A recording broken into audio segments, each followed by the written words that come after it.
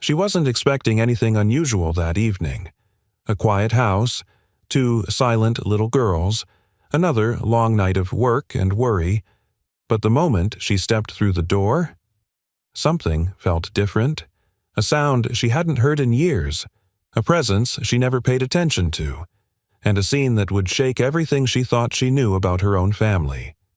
This is the story of a storm, a stranger and 2 children the world counted out far too soon, and how, in the most unexpected moment, everything began to change.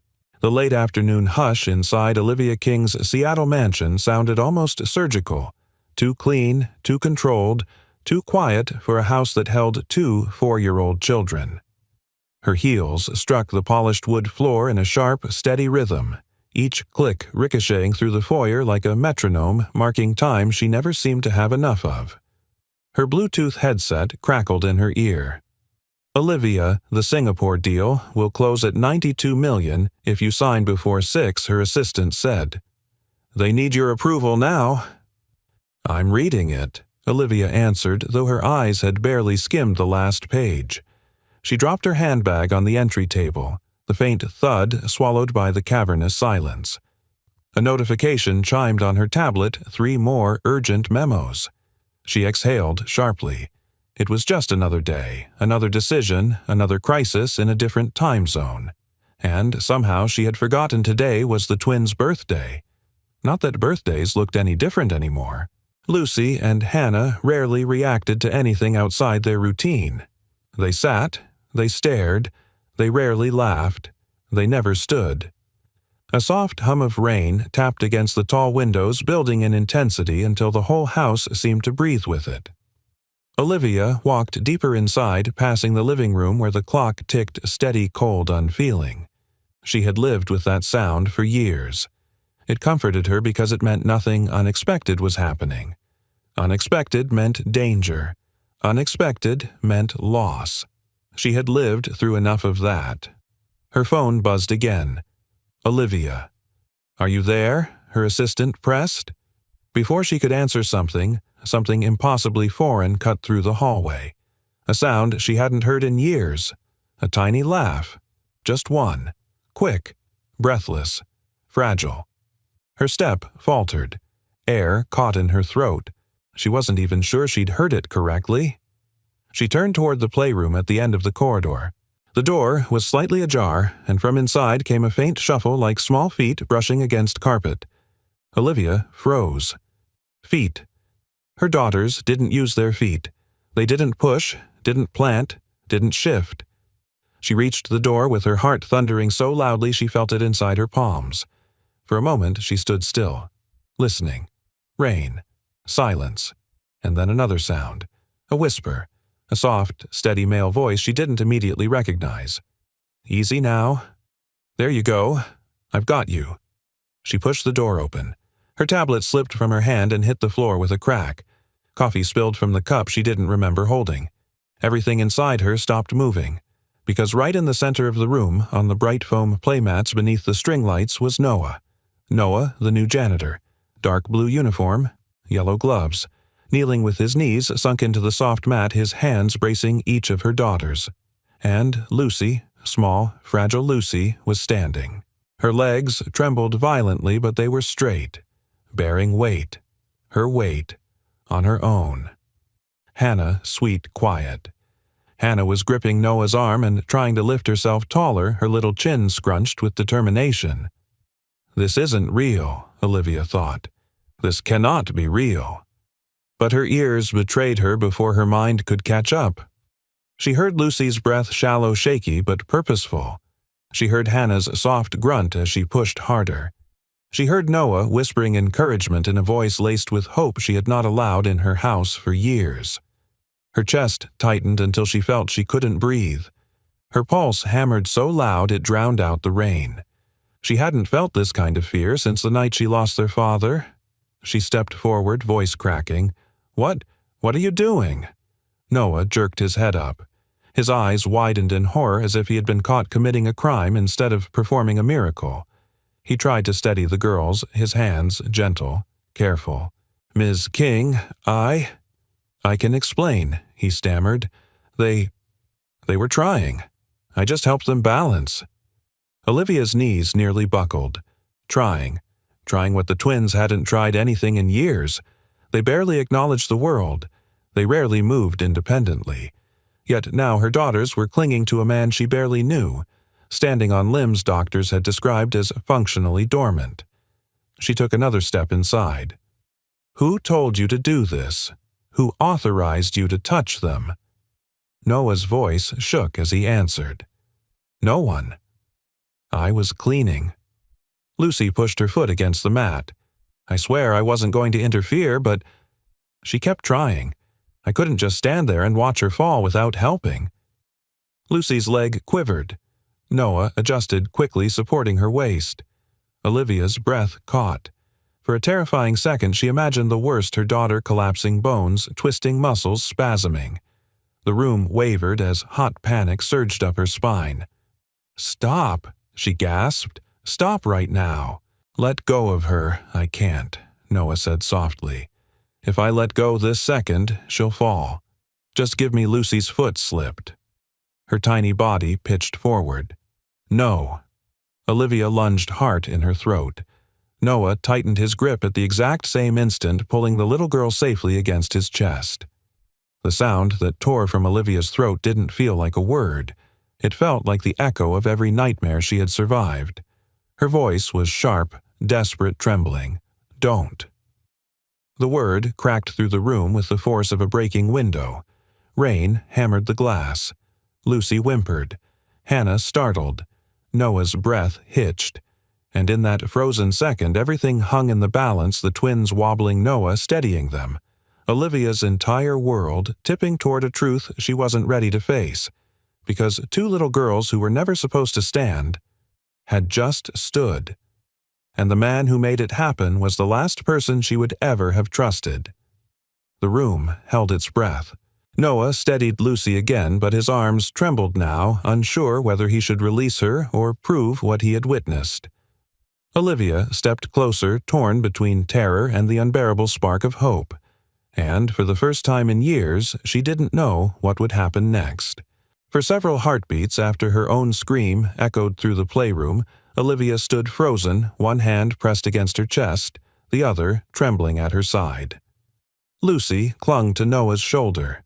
Hannah whimpered softly, and the rain outside surged in a restless, heavy rhythm against the window panes. Nothing made sense.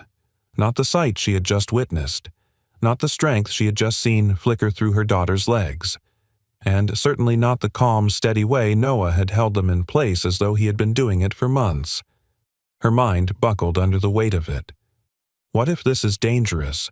What if this is real? What if I hope and lose them all over again? Her breath caught on that last thought. Because Olivia King knew loss.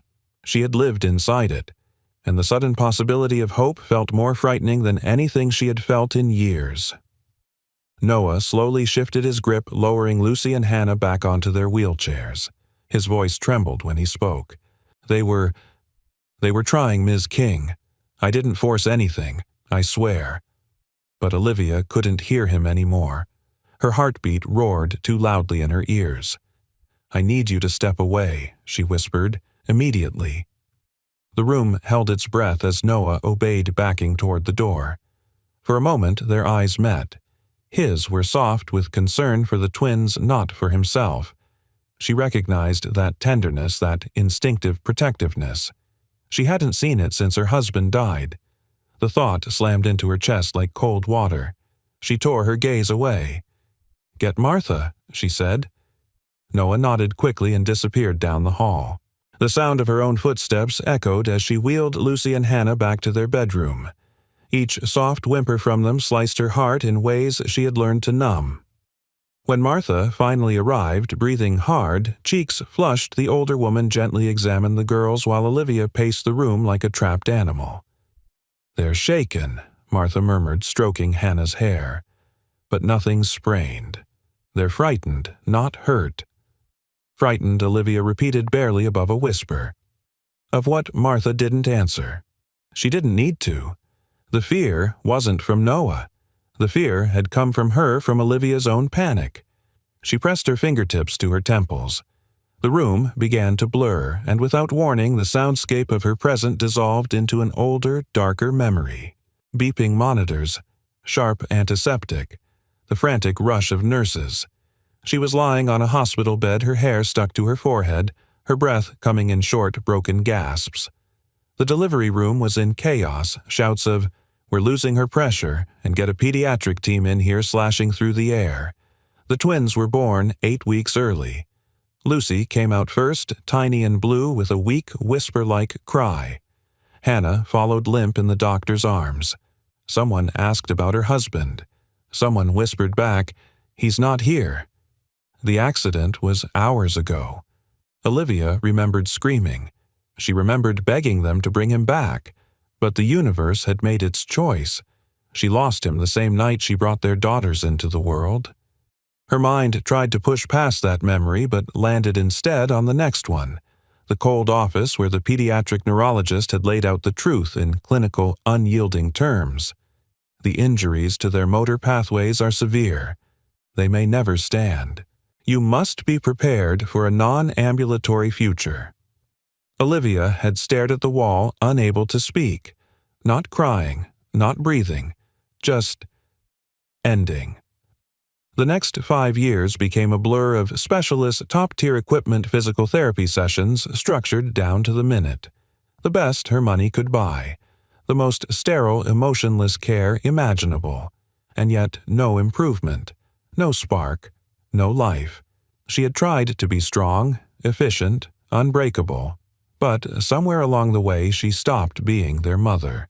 She became a manager, a protector of their limitations rather than their possibilities.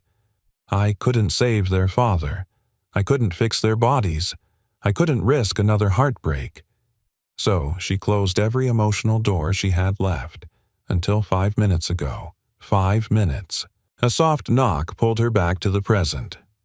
Dr. Marcus Hale entered, adjusting his glasses with practiced authority as Martha briefed him.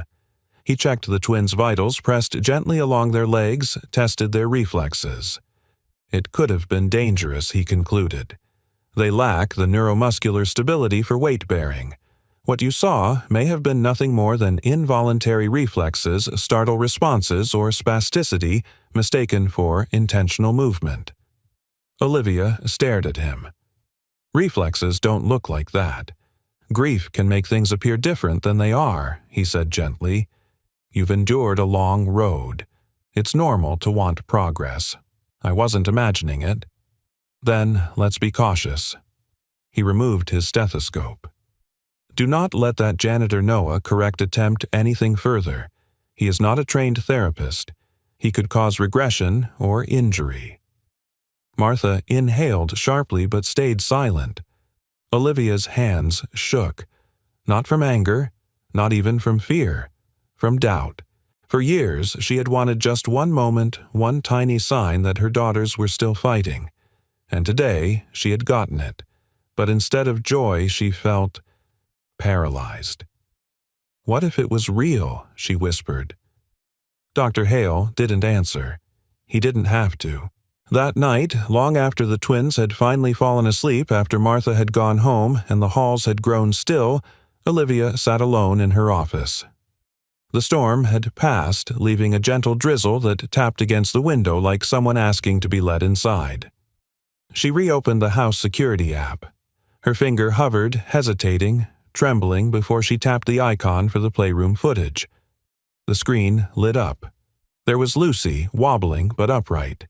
There was Hannah pushing off Noah's arm with effort. There was Noah, steady patient, guiding them with the softest voice she had ever heard.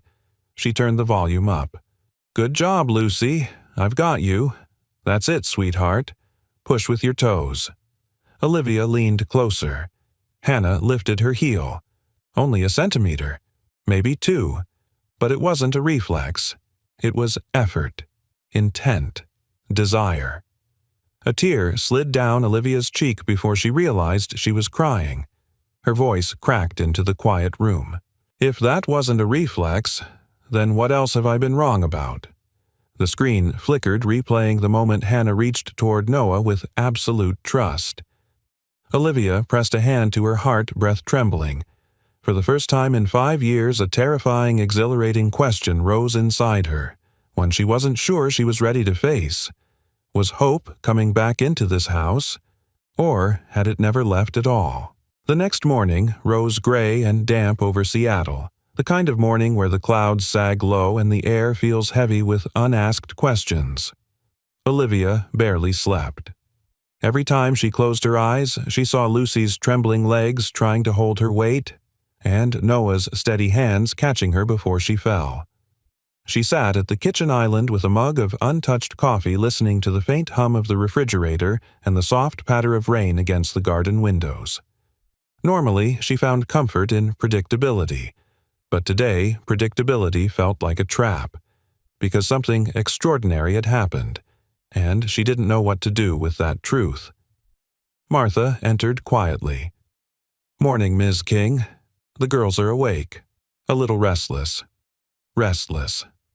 That word hadn't been used to describe her daughters in years.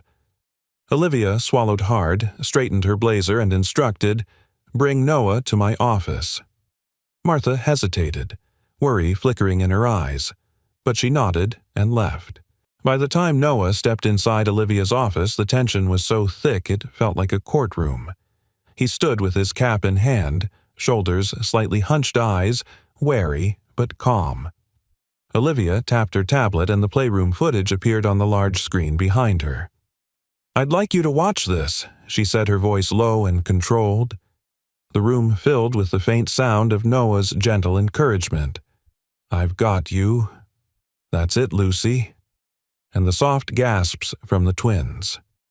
Noah stared at the screen, jaw tightening, not prideful, not defensive, just present, reliving it. When the video ended, Olivia folded her arms. "Now tell me," she said, "what do you think you're doing in my home?" The edge in her voice made Noah's throat bob.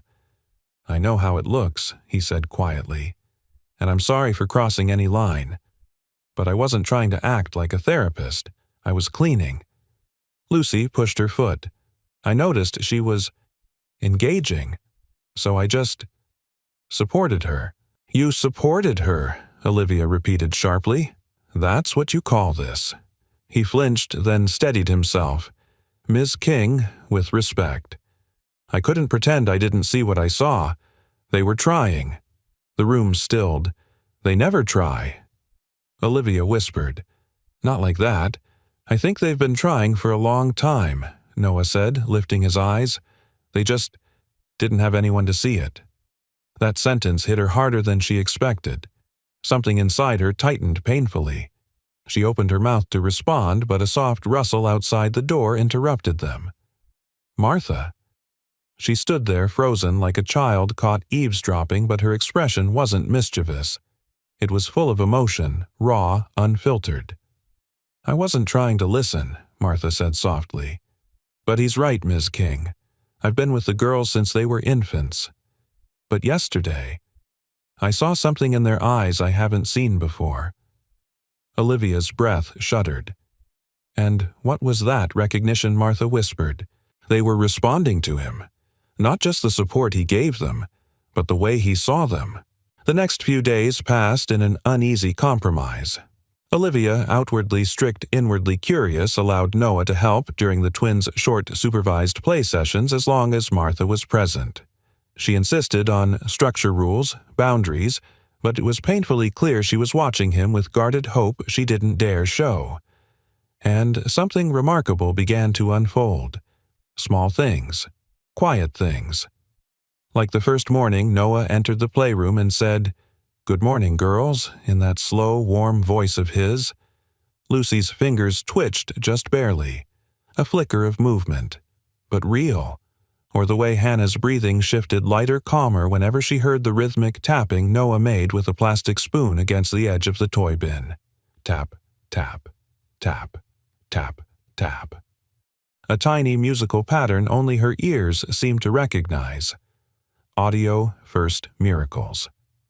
Noah knelt on the mat beside them, not as a therapist, not as a savior, but as someone who believed the impossible wasn't impossible. "Let's try 2 seconds today," he whispered. "No rush. I'm right here." Lucy's breathing grew louder with effort, short, high little puffs. Her muscles quivered as she pressed her foot down. Hannah mimicked her sister's motions, her own breaths soft and quick. Martha recorded quietly. Her whisper trembled. "I've never seen them focus like this." And Noah, patient as the rain outside, kept counting in a slow, steady rhythm. 1, 2.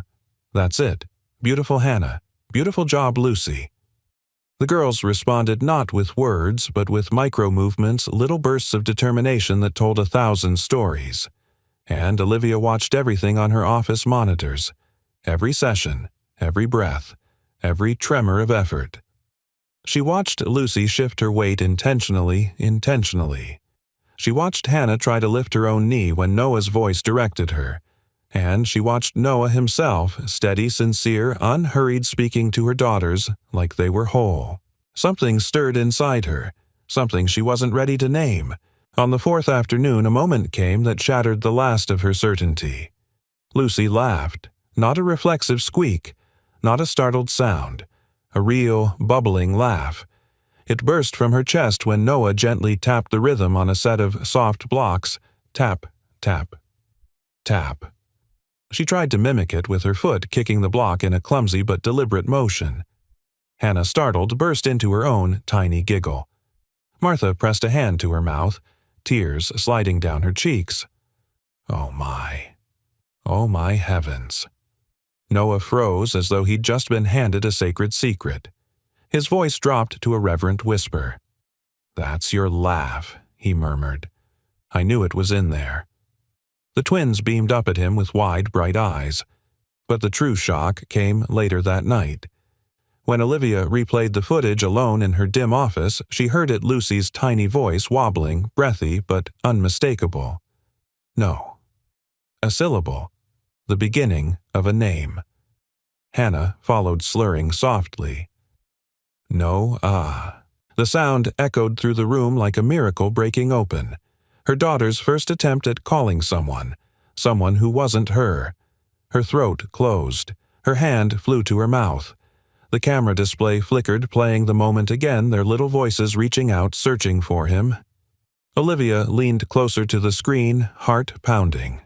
The twins' soft chant filled the room. No. Ah. And her own breath caught. Because this wasn't just progress. This was attachment. And nothing terrified her more than realizing the first person her daughters had ever reached for wasn't their mother. Rain still clung to the Seattle air the next evening, a soft mist hanging low over the city as Noah Cole climbed the narrow stairway to his apartment. The hallway smelled faintly of old carpet and menthol, the scent of his mother's cough drops. He pushed the door open with his shoulder, careful not to jostle the grocery bag filled mostly with soup cans and discount medications. Inside, their small living room buzzed with the shaky hum of a failing heater. His mother lay on the couch wrapped in 2 blankets, her breath raspy but steady. She lifted her head when she heard him.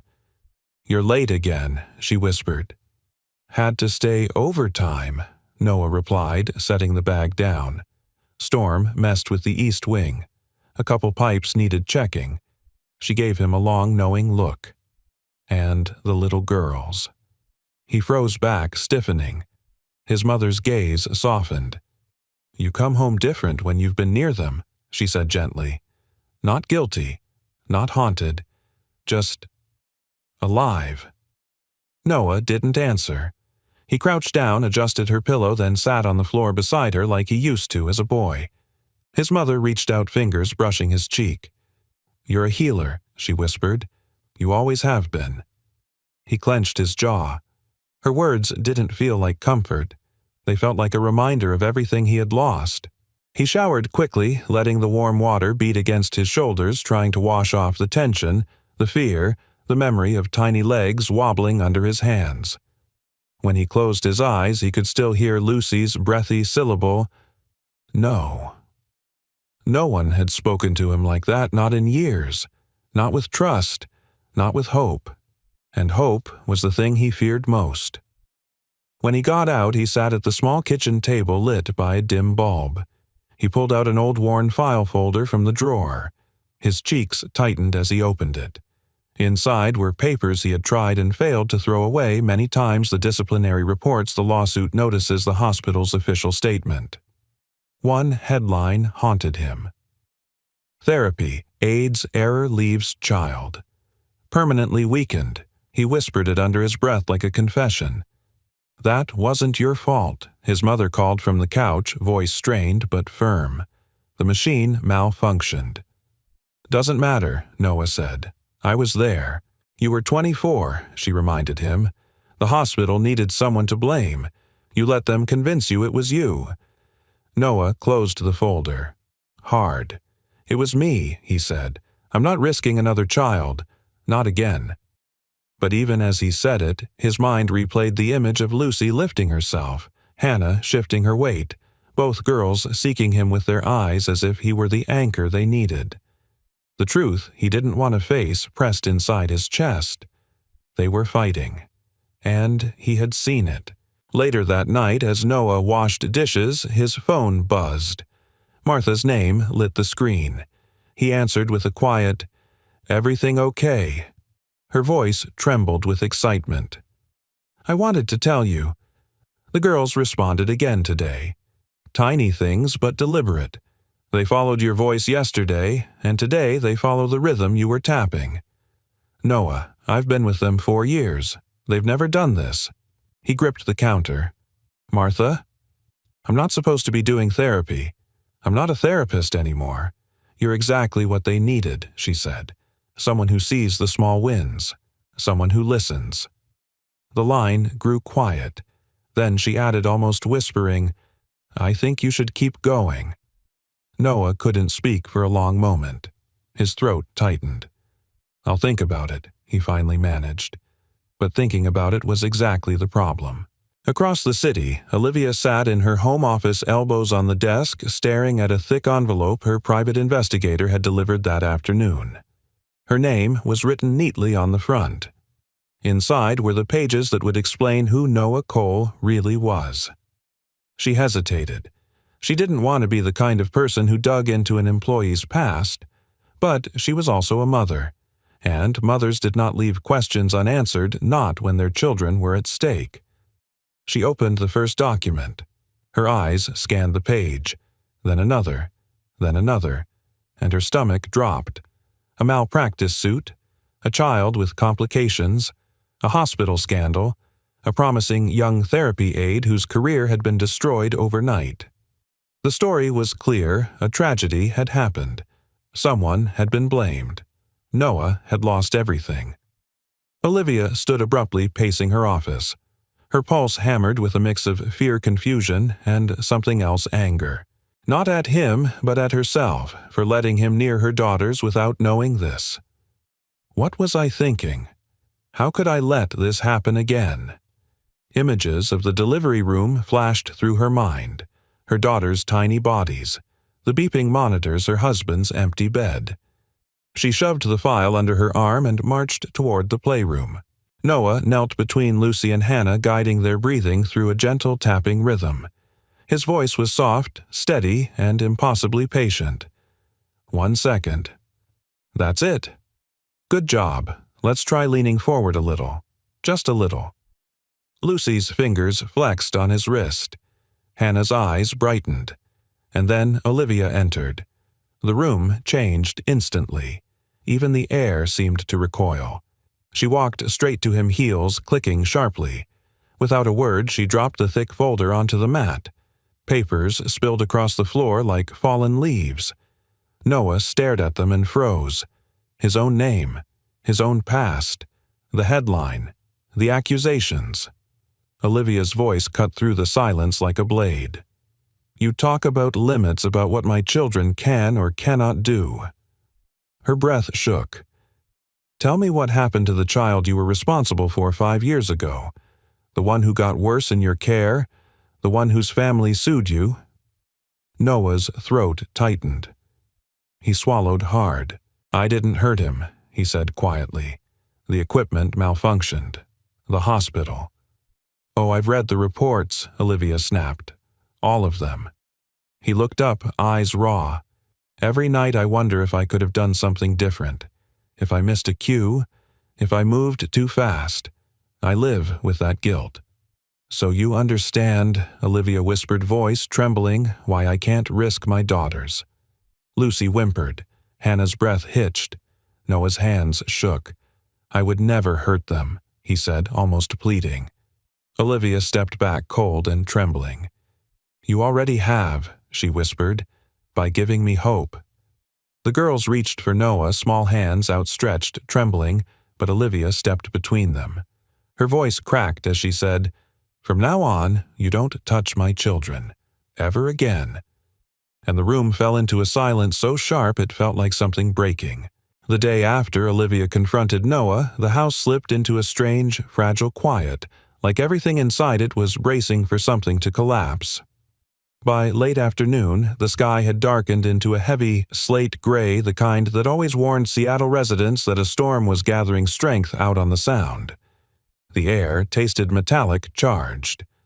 Olivia felt it long before the first rumble of thunder. Her nerves were already stretched thin. She stood outside the playroom doorway, arms folded tight across her chest, watching Noah kneel between Lucy and Hannah for what she told herself would be the last time. This wasn't supposed to happen. She shouldn't have allowed it. But Martha was beside him, monitoring closely, and Olivia was too torn, too afraid to decide anything outright until the end of the session. The twins were trying again. Trying because Noah asked them to. Trying because they trusted him. The trust cut deeper than any accusation. Noah leaned in, tapping the edge of a foam block with his familiar rhythm, soft, steady, nearly musical. Okay, Lucy, let's try shifting your weight just a little. Keep your chest up. I've got you. Lucy responded with a tiny grunt of effort, her breath shaky. Hannah tried to mimic her sister, her fingers tightening around Noah's wrist. Martha took notes. Olivia's heart pounded. Then it happened. Lucy attempted a stronger shift, a push that would have been nothing for a typical child but monumental for her small, damaged muscles.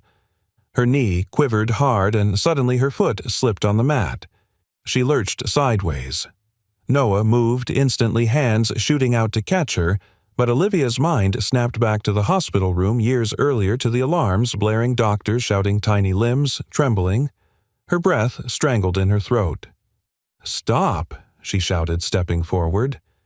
The room went still. Lucy whimpered softly in Noah's arms. Dr. Hale, who had arrived moments earlier for a scheduled assessment, exhaled sharply through his nose. "This is exactly the kind of risk I was warning you about, Ms. King." Olivia's vision wavered. She felt cold all over, as though someone had emptied a bucket of ice water over her lungs. A moment ago, Lucy had been trying alive, focused, determined. And now, all Olivia could see was everything she might lose. Step away from her, she said to Noah, voice trembling with too many emotions at once, fear, anger, grief, guilt. Noah obeyed, slowly, carefully. He lowered Lucy into her chair with a gentleness that made Olivia's stomach twist. Dr. Hale crossed his arms, addressing Olivia as if in a courtroom. "This reinforces what I've said. Allowing an unlicensed person to perform physical interventions is reckless. The girl's condition is delicate. Their progress, if any, must be approached medically, not emotionally." Martha flinched, her lips pressed tight. Olivia didn't look at her. She couldn't. Her gaze landed on the stack of documents, the remnants of Noah's past, still sitting on her desk from earlier. Evidence. Warning signs. Truth she should not ignore. Noah stayed kneeling on the mat, hands resting on his thighs, shoulders sagging ever so slightly. "Ms. King," he began softly. "Please, I didn't push her. She moved on her own. You just risked her safety," Olivia snapped. "No," Noah said quietly. "I fought for her hope." That single sentence cracked something inside her. She almost felt the fissure, but she sealed it shut. She reached for the documents, lifted them, and held them out with a hand that shook. "This," she whispered. is why I can't trust you." Noah looked at the papers. The guilt etched into his face wasn't defensive. It was familiar, ancient, the kind a person carried alone in the dark. "I know what those say," he murmured, "and I know what happened. But I will not lie and pretend I haven't lived with that boy's face in my mind every single day since." "Then why repeat the same mistake?" Olivia's voice cracked. "Because this isn't a mistake," Noah said, eyes steadying. "They're capable. I can see it, and someone has to believe in them." "Belief isn't enough," she cried. "Not when I could lose them." The silence that followed rang like a struck bell. Then Olivia spoke the words Noah had feared from the moment he met her. "You're fired," she whispered, effective immediately. Noah didn't flinch. He just lowered his head. "If that's what's best for them." "I understand." But his voice betrayed the truth it broke on the last word. He packed his things with quiet dignity. A few cleaning supplies, a worn jacket, a small lunchbox. He moved down the hallway slowly, like every step was a goodbye. Lucy watched him from her wheelchair, her hands fidgeting anxiously. Hannah reached weakly toward him, her fingers trembling.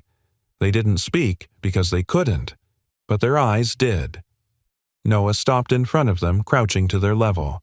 His throat bobbed once before he whispered, "I'm proud of you. Both of you. Don't give up now."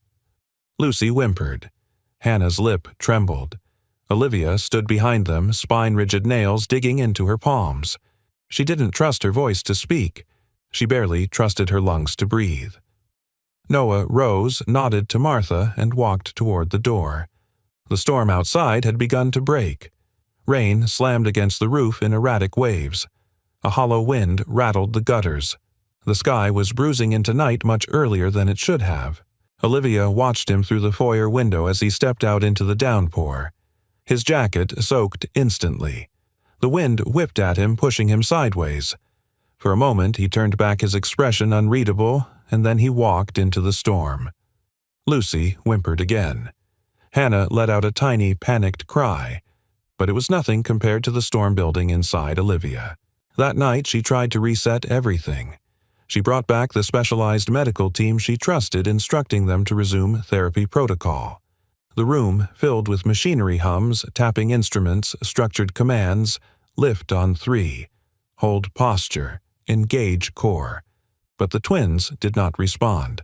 Their limbs stiffened, their eyes dulled, their breaths shortened and spiraled into panicked gasps. It was as if Noah had taken something with him when he walked out. Or maybe he had been the only one who ever offered it. As the machines whirred and the therapist tried to soothe the girls with professional detachment, Olivia stood in the doorway, heart sinking deeper and deeper. The truth clawed at her. This felt wrong. This looked wrong. This was wrong. She had chased safety for so long she'd forgotten what hope even sounded like. And then the TV in the hallway clicked on with an emergency broadcast. A severe atmospheric river is approaching Seattle. Expect historic rainfall. Residents advised to stay indoors. Power outages likely across multiple districts. Thunder trembled through the walls. Rain intensified, becoming a deafening roar. And in Olivia's chest a different storm began to churn, one built of doubt-guilt and a realization she wasn't ready to say aloud. As lightning flashed, Olivia stood alone in the doorway, staring at the therapists working on her daughters. Her signature was still drying on the authorization papers on her desk. But her instincts whispered a terrifying question. Had she just made the worst mistake of her life? Storms had a particular sound in Seattle. Long, low groans rolling off the sound, followed by wind slicing through cedar trees like a warning whispered across the city. By the next afternoon, that warning had turned into a steady drumbeat. Rain hammered the windows of the King estate with restless urgency, rattling the panes as if the storm were trying to force its way inside. Inside the mansion, Olivia paced the hallway outside her home office, phone pressed to her ear. Her company was in chaos supply chain. Disruptions, panicked calls from international partners' servers flickering offline. She answered crisis after crisis with the clipped efficiency she'd spent a lifetime perfecting. But every few minutes her eyes drifted toward the security monitor showing the playroom. Lucy and Hannah sat strapped into their wheelchairs, motionless except for the occasional twitch of discomfort. The specialized therapy team she'd brought back was regrouping for another session after they couldn't get the girls to cooperate earlier. Cooperate? The word stung. Her daughters had never cooperated. They had endured. She closed her eyes and pressed 2 fingers against her temple. Noah's voice echoed from the memory of 3 nights ago, soft, patient musical. The rhythm he'd tapped. The way their breaths had synced with his. She swallowed hard. No, I made the right decision. Safety first. Evidence first. Not hope. Never hope. Lightning cracked so sharply that the entire house flinched. By early evening, the wind roared across the property like a living thing. Martha stood by the kitchen window watching trees bend dangerously, their branches whipping like frantic arms. "Ms. King," she said quietly, "I think I should stay tonight." Olivia nodded, rubbing her forehead. "Thank you. I don't like the look of this storm." Even Dr. Hale had texted her warning the storm could cause outages. If anything happens, don't attempt physical intervention without trained staff present. Olivia had wanted to block his number. She returned to the playroom where the girls sat uneasily. The energy in the air was electric. Hannah's breathing had gone shallow. Lucy's fingers twitched faster than usual, a sign of distress Martha recognized instantly. "They're sensing the change and pressure," Martha murmured. "Children like them often react strongly to environment shifts. The storm is frightening them." Olivia knelt beside her daughters, stroking their hair. "It's okay. Mommy's here. You're safe." But even to her own ears her voice sounded strained. Hollow. Thunder rumbled. The lights flickered once, twice.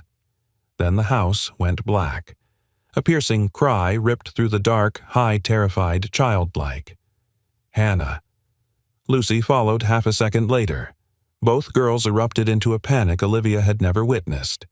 Their little bodies stiffened violently, arms, jerking breaths, turning rapid and sharp. The emergency monitor beeped erratically as its battery backup clicked on. Martha scrambled to grab a flashlight. The beam danced across the room, shaky, cutting through the shadows. "Oh, God," Olivia whispered, heart-pounding. She reached for her daughters, pulling them against her chest. "Shh, baby, it's okay. I've got you. Mommy's right here." But the girls didn't calm.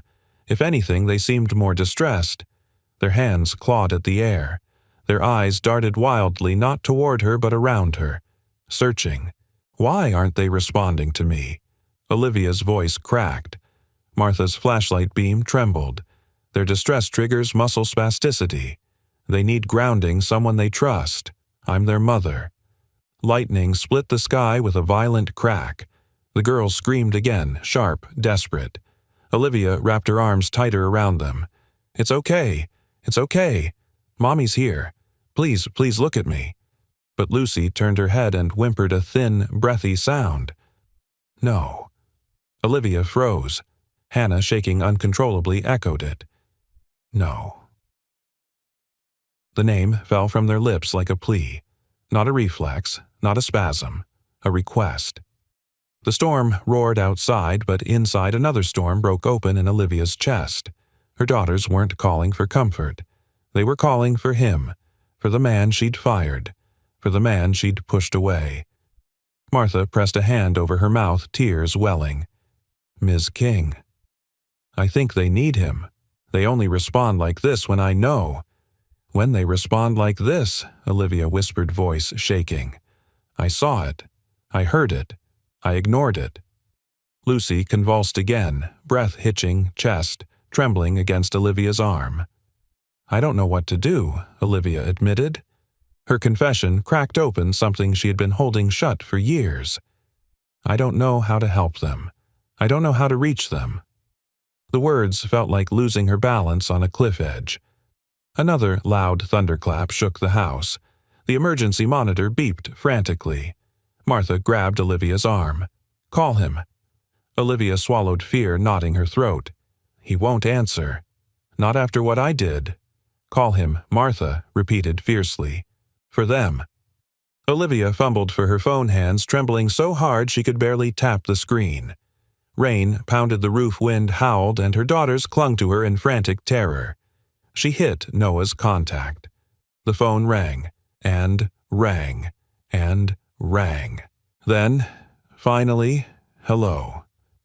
His voice was rough, breathless, as though he'd been bracing himself for the world to ask something of him again. Olivia's voice broke instantly. Noah, they're asking for you. The silence on the line was thick with shock. They're calling your name, she whispered. They're terrified. I can't calm them. I don't know what to do. She held the phone close to the girls.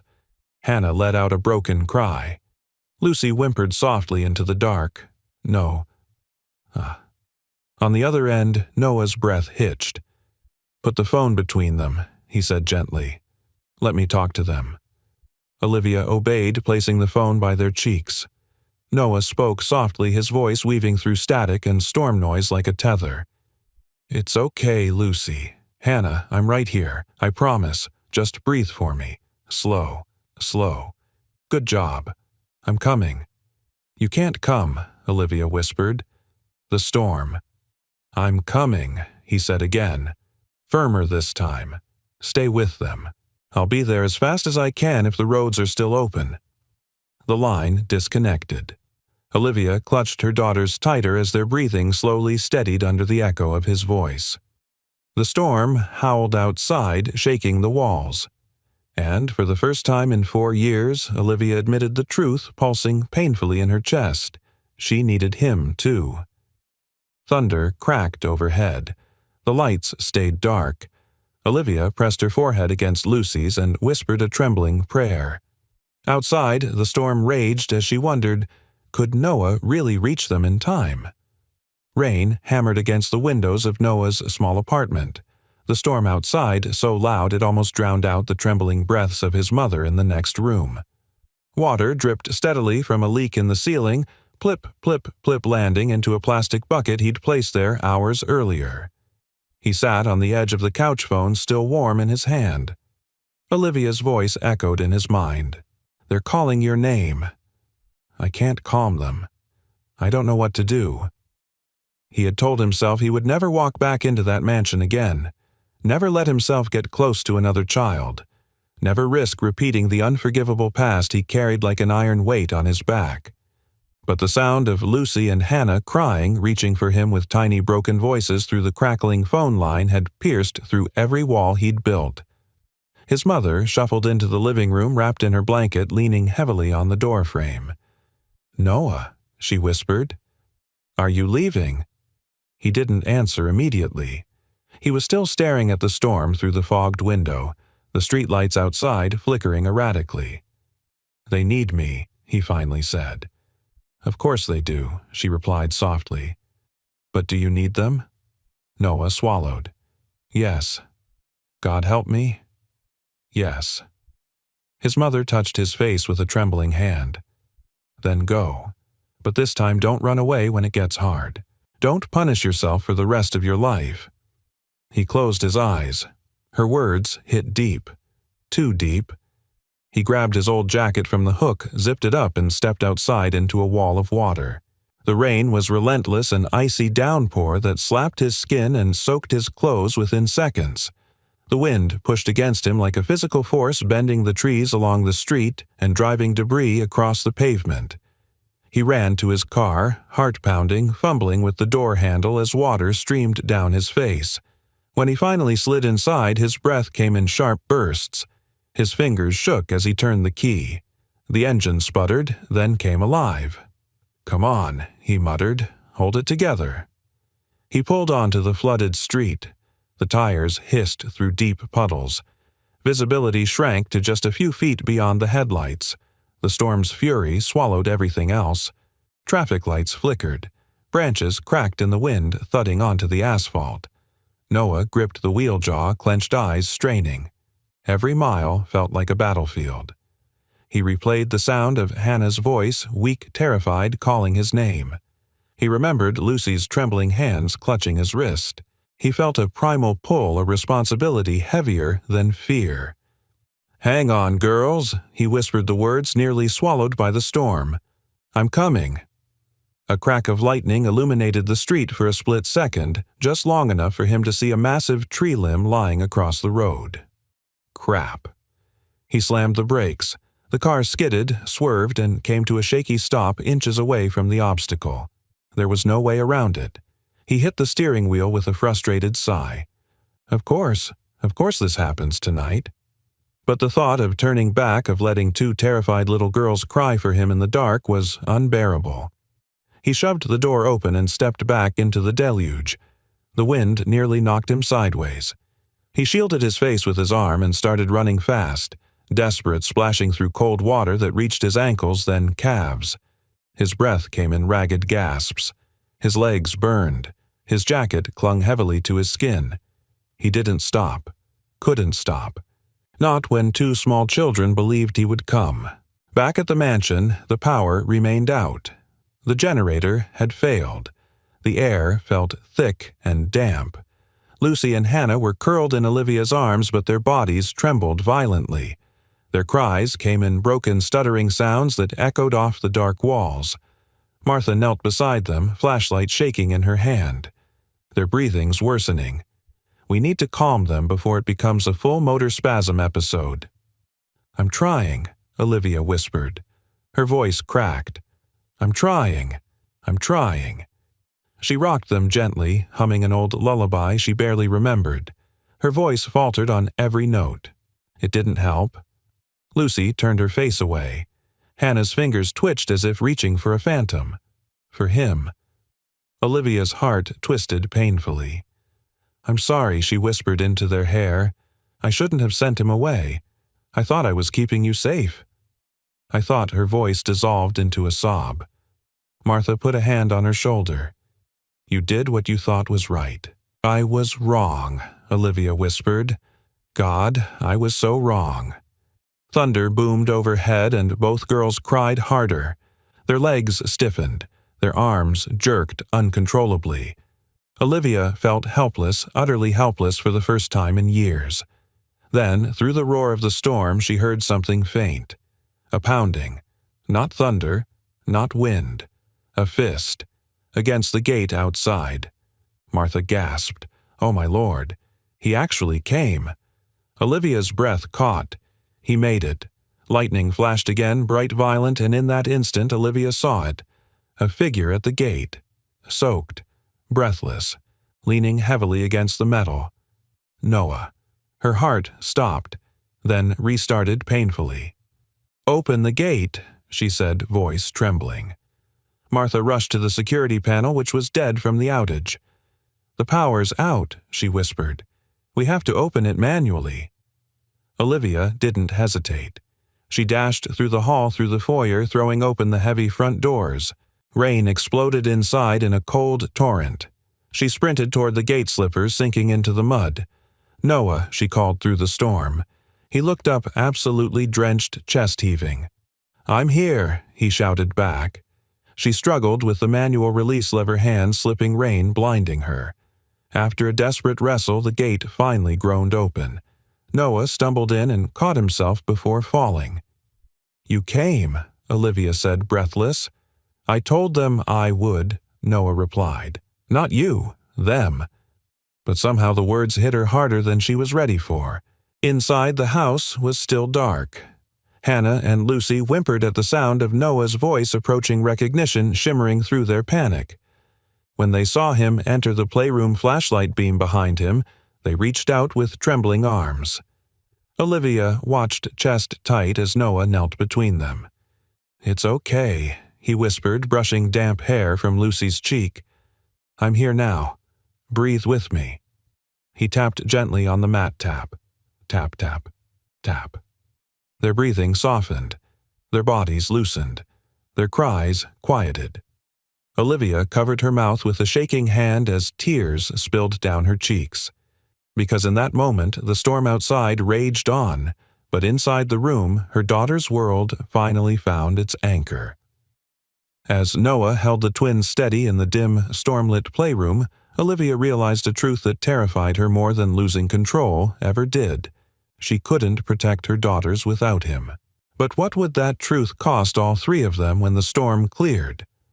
The power outage turned the King Mansion into a cavern of shadows, each hallway a tunnel of shifting darkness, each window a trembling canvas of stormlight.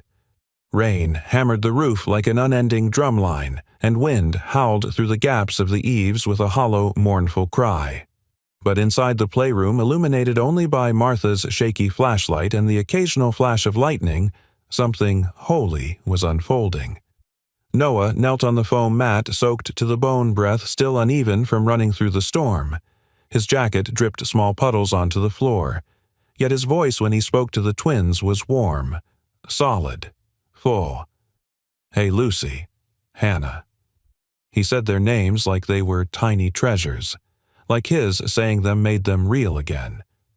The girls leaned toward him, their trembling bodies softening as if someone had finally lifted a crushing weight from their chests. Olivia watched from the doorway, one hand gripping the frame until her knuckles turned white. She had never seen her daughters respond to anyone, the way they responded to Noah. Their small hands reached for him with such instinctive trust that it squeezed tears from her eyes. Hannah whimpered and Noah cupped her cheek gently. "I know," he whispered. "The storm's loud. But you're safe. I'm right here. Let's breathe together." He tapped the mat softly. Tap, tap, tap, tap. Just as he had done before. Lucy's breathing slowed first, then Hannah's. Their bodies unfroze, tiny muscles unclenching as they absorbed the grounding rhythm. Martha's voice cracked from behind Olivia. "I've never seen anything like this. Not in all my years." Olivia didn't answer. She couldn't. Her throat was too tight. A long rumble of thunder rolled across the house and both girls flinched again. Noah gently shifted closer, settling himself between them. His movements were slow, deliberate, every gesture meant to reassure, not alarm. "Okay," he murmured. "We're going to try something. Only if you want to. We'll stand for just one breath. One. That's all." Lucy blinked up at him. Hannah pressed her forehead against his shoulder. Olivia stepped forward involuntarily. "Noah, maybe this isn't the right time." He looked up at her, not defiant, not challenging. Just steady. "I won't push them," he said quietly. "But their bodies are in panic mode. Movement can reset the freeze response. If we help them stand even for a second, it may calm their nervous system." Olivia swallowed hard. He wasn't speaking like a janitor. He was speaking like someone who knew bodies, someone who understood trauma, someone who understood her daughters. She nodded slowly. "Just be careful." His answer was soft. Always. He positioned himself on both knees, one hand behind each girl's back. "Okay, my warriors," he whispered. "We're going to lift a little, just until your toes feel the floor. I'm not letting go." Not for a second. Lightning streaked across the sky outside, flashing through the window. The room lit up for a heartbeat just long enough to see Lucy's terrified eyes meet Noah's. He smiled at her. Not a big smile. A tiny one. A safe one. "Ready on my count. 1, 2. He paused. 3. Lucy pushed with everything she had. Her foot planted, trembling violently. Hannah followed her knee buckling before Noah steadied her. "No rush," he murmured. "Just feel your legs. Feel the mat. I've got you." Olivia pressed a fist against her lips. She felt her heartbeat everywhere in her ribs, her throat, her fingertips. The twins' breaths synced to Noah's as if he were pulling them into a calmer orbit. "One breath," Noah said. "Just one." Lucy's chin quivered. Hannah whimpered. But they did it. For one miraculous breath. They stood. They wobbled, knees knocking together. Noah's arms tightened just slightly, not enough to hold them up, just enough to ensure they wouldn't fall. Lightning flashed again. This time, when the thunder answered, something extraordinary happened. Lucy didn't collapse. She leaned forward instinctively toward her mother. Hannah blinked through tears and mimicked her sister taking a tiny, awkward half-step. A half-step. A shuffle. A movement that had never happened before. Olivia gasped so sharply it hurt. They were trying to reach her. "Mommy!" Hannah whimpered. It wasn't a word. Not exactly. But it was close enough that Olivia felt her heart crack in two. She rushed forward, falling to her knees, gathering both girls against her chest. Her arms shook with the weight of everything she was feeling. Relief, guilt, disbelief, love so fierce it frightened her. "Oh, sweetheart," she whispered into their hair. "I'm here. I'm right here." Noah sat back on his heels, chest rising and falling with exhaustion. Water dripped from his hair. His hands shook not with fear, but with the intensity of what had just happened. Olivia looked up at him, eyes full of tears. You made them do that," she whispered. He shook his head. "No," he said softly. "They made themselves do that. I just counted the rhythm." For a moment, time hung still. Just the four of them, two tiny girls rediscovering their bodies, a janitor out of breath from running through a storm, and a mother finally letting herself break open. But then Noah's arm faltered. He caught himself on the playroom chair, breathing hard. His soaked clothes clung to him and exhaustion etched sharp lines across his face. Olivia's voice rose. "Are you okay?" He forced a small nod. "Just been a long night." "You ran here," she whispered. "Through this storm." He didn't answer. He didn't need to. His body told the story. Martha rushed in with a towel, draping it over his shoulders. "You're freezing. Sit down before you collapse." Noah gave a half-smile. "Can't collapse. They still need me." Hannah, still pressed against Olivia's chest, reached a trembling hand toward him. Lucy followed. It was instinctive, natural, undeniable. A bond forged in quiet perseverance, trust, and a kind of love none of them had words for yet. Olivia watched the exchange, tears streaking silently down her cheeks. The storm outside began to soften rain, thinning wind, quieting thunder, retreating into the distance. Inside, something else softened too, something in her that had been locked away for years. As Noah steadied himself on the chair, Olivia's voice broke through the fading thunder, raw, full of a trembling vulnerability she hadn't allowed in years. "Noah, what happens next? What do we do now?" But before he could answer, the emergency monitor beeped with a new alert, forcing all three adults to whip around, hearts pounding once more. The emergency monitor's sharp chirp sliced through the quiet like a bolt of electricity. Olivia spun toward it, heart leaping into her throat until she realized it wasn't an alarm of danger. The battery indicator had simply switched to its final bar. The generator hadn't come back on yet.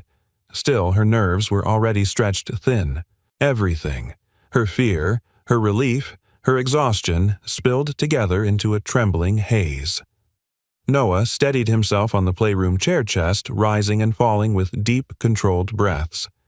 The twins, still clinging to Olivia, were calmer, now tiny hands relaxing, breaths sinking back into steady rhythms. The storm outside had softened into a gentle patter, almost peaceful after the chaos that had come before. Martha swept the flashlight beam across the twins' faces. Their vitals looked stable. Better than earlier.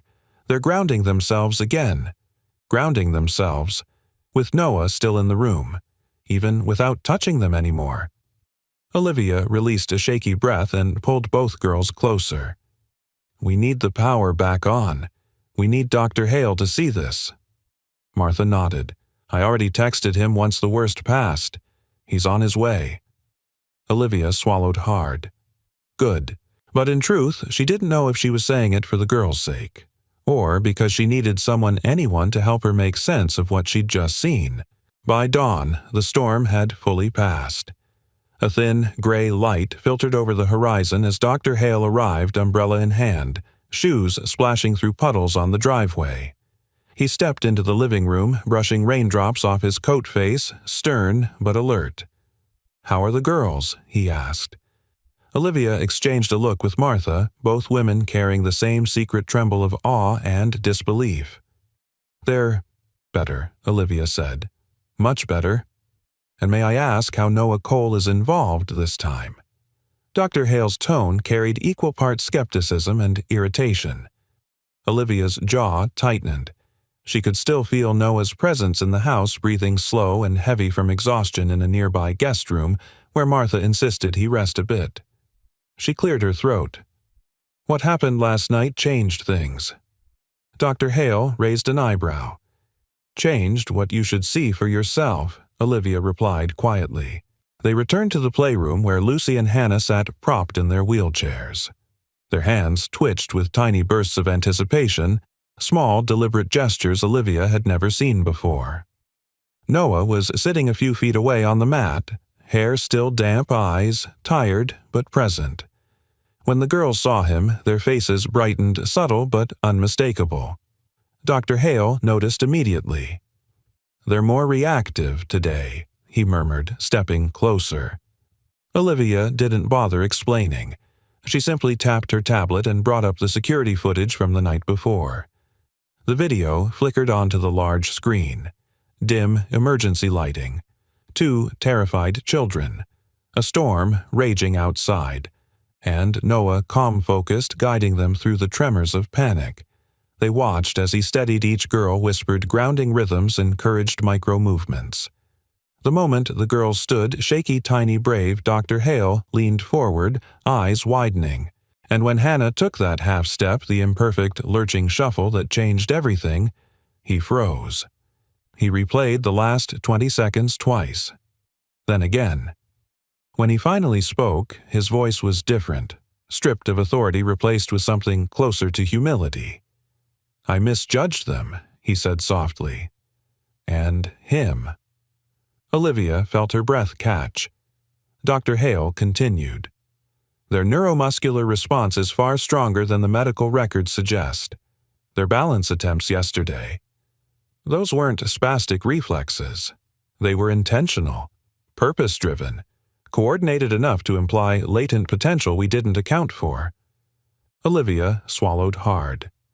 "So you're saying, I'm saying I was wrong," he admitted. "This kind of progress doesn't come from equipment or protocol. It comes from engagement, emotional resonance." He gestured toward Noah. "It comes from whatever he's doing." A stunned silence washed over the room. Noah exhaled slowly, as if someone had lifted a weight off his chest he'd carried for far too long. He didn't speak. He just stared at the floor, jaw trembling with relief and uncertainty. Olivia's voice was a whisper. "Then you don't think he's dangerous?" Dr. Hale shook his head. "Quite the opposite." Then his eyes softened almost imperceptibly. "Noah, may I ask something?" Noah lifted his gaze, weary but open. "Why did you ever leave the therapy field? With your understanding of micro-movement responses, you likely had a promising career ahead." For a moment, Noah didn't answer. Then he took a slow breath. "There was a boy," he said quietly. 7 years old. Post-stroke. I was helping him try to regain partial mobility. One day, the equipment malfunctioned. He slipped. His family blamed me. The hospital blamed me. And honestly, I blamed me too." He swallowed hard, voice cracking. "I left because I thought I didn't deserve to touch another child again." Olivia's throat tightened. Dr. Hale adjusted his glasses, eyes somber. "Noah, the internal report on that case, the one the hospital buried, stated the machine failure was responsible, not you." Noah blinked. "What?" "They suppressed it to avoid a lawsuit." Dr. Hale's voice softened.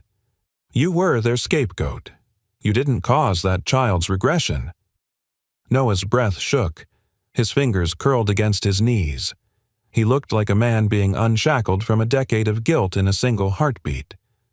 Olivia felt something inside her shift, like a door opening after years of being locked. She stepped closer. "Noah." He glanced up. "You saved my daughter's lives last night," she whispered. "Not just their bodies, their spirits. You helped them believe in themselves, and you helped me see things I refused to see." He opened his mouth, but no sound came out. So Olivia continued, her voice trembling, "I owe you an apology, a real one, for hurting you, for judging you, for not trusting you, for firing you when you were terrified," Noah said gently. "You don't need to apologize for loving your children." Martha wiped her eyes behind them. But Olivia's voice cracked again, raw, honest, unguarded. "I don't want you to leave their lives again. Not as a janitor, not as a crisis option, but as something permanent." Noah's breath caught. "What does that mean?" he asked. She met his eyes with a steady, vulnerable courage she hadn't shown anyone since her husband died. "It means," she whispered, "I want you in their future. Officially.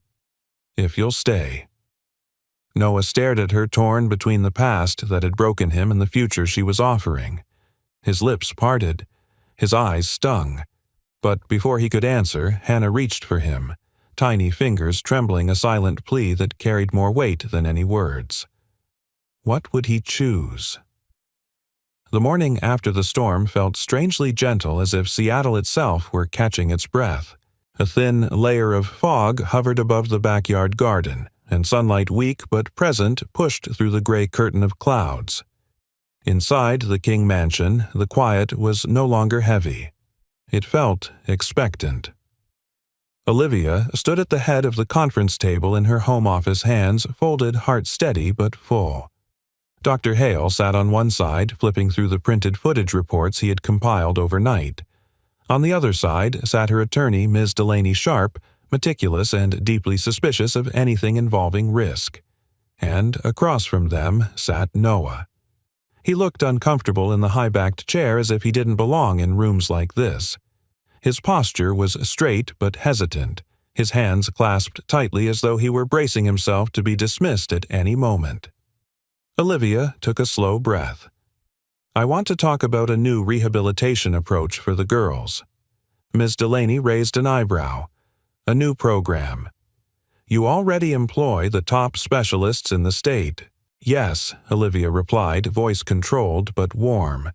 "But none of them have achieved what happened last night." The attorney glanced at Noah, then back at Olivia.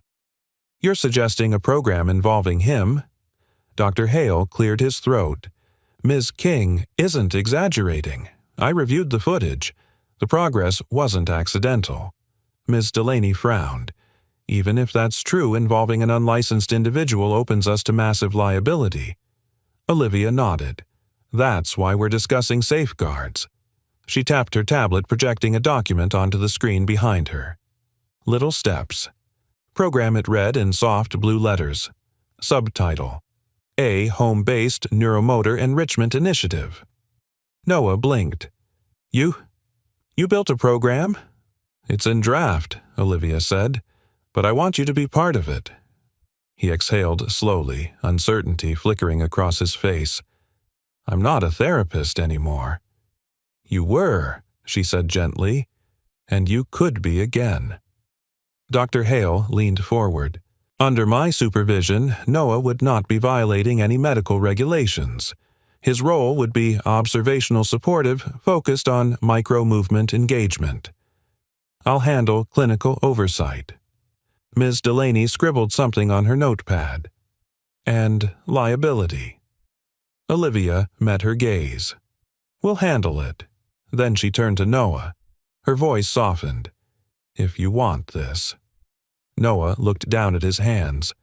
"It feels like a dream someone else belongs in." "It belongs to them," Olivia said, nodding toward the camera feed showing the twins napping peacefully upstairs. "And to you, if you choose it." Silence settled, a warm, delicate silence full of things unsaid. Finally, Ms. Delaney spoke. "There are logistical issues. Training, clearances, insurance, relocation." "Relocation," Noah repeated. Olivia drew a breath she didn't fully trust.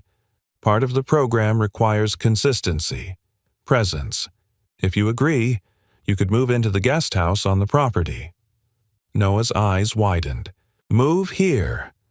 Only if you want, she said gently. It would allow you to be close without sacrificing your mother's well-being. I would cover her insurance and ensure she gets appropriate care. His face went pale. You'd help my mother. Of course. Olivia's voice grew softer. You helped my daughters when no one else could. Emotion flickered behind Noah's eyes. Fear, gratitude, disbelief, longing. I don't want charity, he murmured. This isn't charity, she replied. It's a partnership. Dr. Hale nodded. And a necessary one. The attorney sighed. If he agrees to undergo retraining, obtain updated certifications, follow medical supervision, and sign liability forms, then, yes, this could be made safe. Extremely unusual. She eyed Noah. But safe. Noah looked stunned. You'd really let me? Try again. Olivia swallowed her voice, trembling slightly. I don't just want you to try. I want you to stay. In their lives. In this work. Officially. He looked away, quickly blinking hard. I don't know if I'm good enough for that. They already chose you, Olivia whispered. I just haven't caught up. Later that afternoon, Noah brought his mother to the mansion. The storm-drenched world outside had transformed into a quiet watercolor of soft gray skies and dripping cedar branches. The air smelled like wet earth and the distant salt of the Sound. Olivia greeted his mother warmly at the guest house door. The older woman smiled weakly, leaning on her cane. So, this is where the little angels live, she whispered. My son talks about them like they hung the moon. Noah's ears turned red. Mom, but Olivia smiled. They adore him, too. The older woman squeezed her son's arm. Then, don't let fear stop you this time. A single tear slipped from Noah's eye before he could stop it. He wiped it away quickly. Inside the main house, Lucy and Hannah were having their first post-storm session. Noah guided them through a slow rhythm, tapping on the mat, encouraging little shifts, praising every micro-movement. Beautiful Lucy. That's right. Good control, Hannah. The girl's small feet brushed the mat, producing faint scraping sounds that felt like music to Olivia. She sat on the couch nearby, watching with a soft smile she rarely allowed herself. For the first time in a long time, the house didn't feel like a prison of silence. It felt like a place where something was growing, unsteady, unpredictable, but real. Later that night, after the girls fell asleep, Olivia and Noah found themselves cleaning up toys in the playroom. It was a simple task, picking up foam shapes, stacking blocks, but something warm settled in the quiet space between them. Noah reached for a fallen toy at the same moment Olivia did. Their hands brushed. Both froze. Olivia's breath caught. Noah's eyes snapped to hers. Neither spoke, but the air was thick with something fragile and new. He pulled back first, clearing his throat. Sorry. She shook her head gently. Don't be. Their hands trembled for entirely different reasons. Later that evening, the fog rolled in outside, blanketing the estate in muted white. Noah stood on the back patio staring at the garden path as though it held every decision he hadn't yet made. Olivia stepped out quietly. Are you okay? He took a slow breath. I've made my decision. Her heart stopped. He turned to her, eyes steady despite the storm still echoing in his bones. I'll stay, he said. I'll do the training. I'll sign the papers. I'll work under Dr. Hale. But I want one thing in return. Her breath hitched. What is it? He looked toward the playroom window where Lucy and Hannah slept under soft lights. I want this to be about more than your family, he said. I want this program to help every child who's ever been told they have no hope. Olivia felt tears rise. He wasn't asking for protection. He wasn't asking for forgiveness. He was asking for purpose. Then we'll build it, she whispered. Together. But, just as their shared resolve settled between them, the monitor inside the house chimed a soft, unexpected sound. Olivia turned sharply.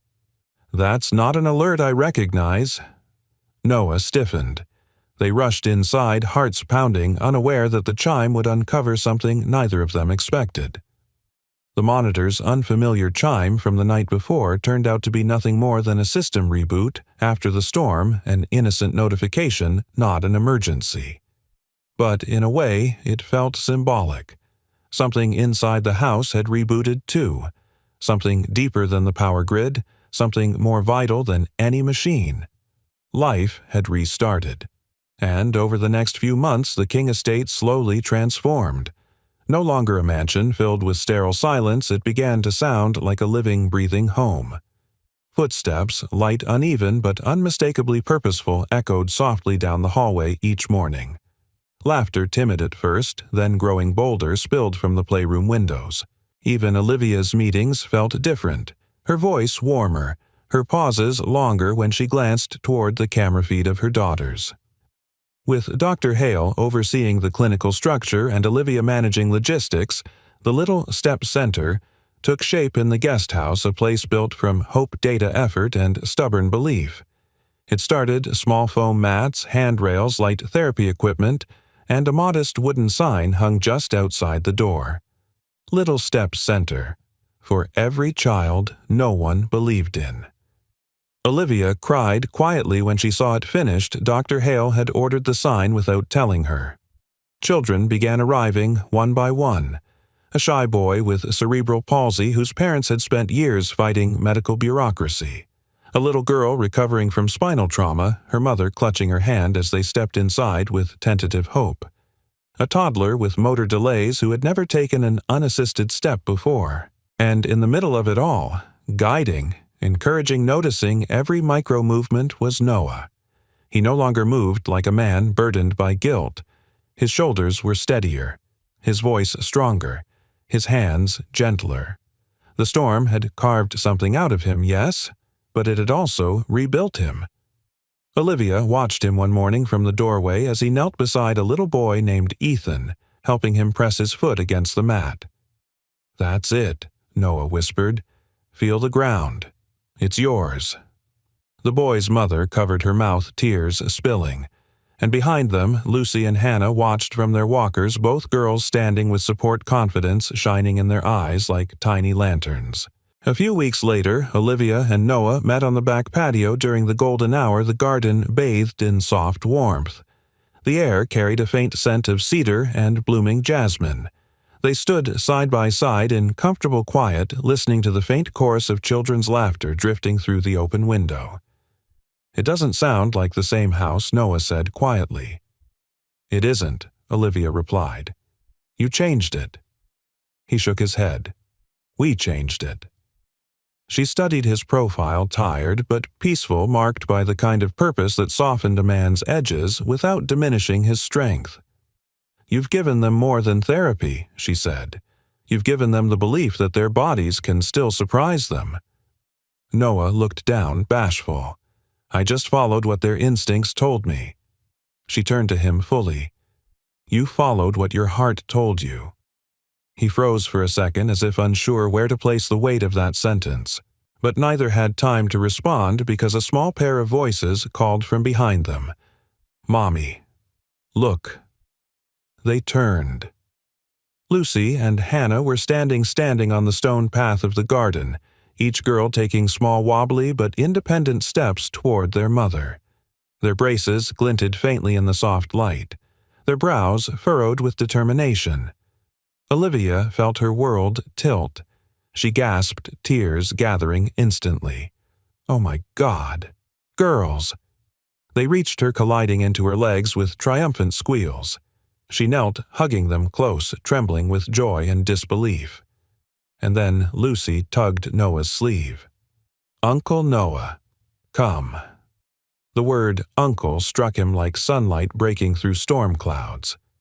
Olivia looked up at him, eyes warm, a smile blooming from somewhere tender and honest. "Go," she whispered. "Your family." For a moment, Noah didn't move. He simply absorbed the moment, the girls' trust, Olivia's acceptance, the home that had rediscovered its warmth. And then he stepped forward, kneeling beside Olivia so that the four of them formed a circle around the girls. The twins held one of Noah's hands, then one of Olivia's, creating a tiny chain of connection, imperfect, fragile, beautiful. This wasn't the life Olivia had imagined. This wasn't the life Noah thought he deserved. But somehow it was exactly the life they needed. Later that evening, after the children and families from the Little Step Center had gone home, Olivia and Noah stood at the doorway talking softly while watching the twins play with a toy piano. "You know," Olivia said, voice low and thoughtful, "I thought healing meant finding a cure, fixing something. But now I think maybe it's about rediscovering the parts of life you stopped believing in." "Hope," Noah asked gently. "Love," she corrected. "Connection. Permission to be human." Noah's throat tightened. He looked down at the twins who were now tapping the piano keys with mismatched rhythm, laughing at the odd sounds they created. "You've given them their childhood back," he murmured. Olivia turned toward him. "No, we did that." He met her eyes, really met them, and for a heartbeat the world around them became still. The storm that once threatened everything had cleared. In its place was a warm, living quiet. A different kind of peace. A different kind of family. Some miracles don't happen in operating rooms or boardrooms.